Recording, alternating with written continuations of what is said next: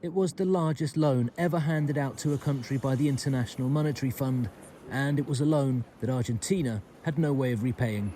By reaching a new deal on Friday, Argentina's government now hopes for much-needed economic stability, but challenges remain. Earlier this year, when the small print of the new agreement was settled, President Alberto Fernandez was optimistic. Without an agreement, we had no horizon for the future. With this agreement, we can sort out the present and build a future.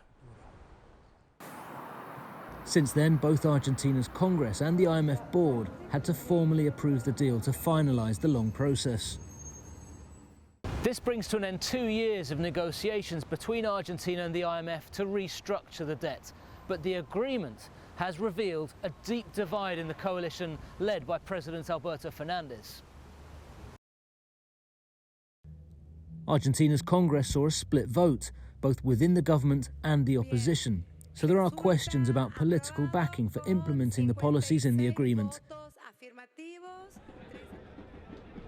And there have been ongoing protests against the deal as well.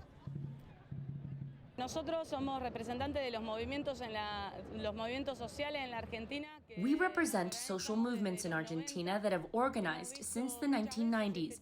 We've seen these types of agreements many times and what they mean for Argentina from our point of view.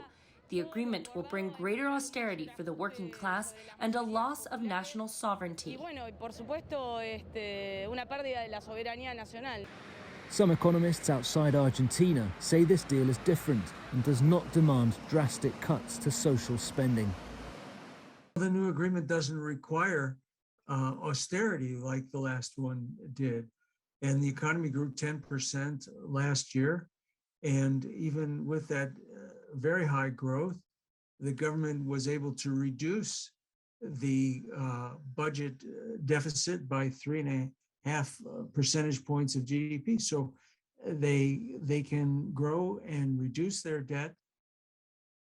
Argentina's new loan refinances $45 billion of debt borrowed from the IMF in 2018 under former President Mauricio Macri. Critics say that deal led directly to a 2-year recession leading up to the coronavirus pandemic. While Argentina posted economic growth last year, the current international context places fresh doubt over the country being able to hit the targets in the new agreement, such as reducing the budget deficit and reducing rampant inflation.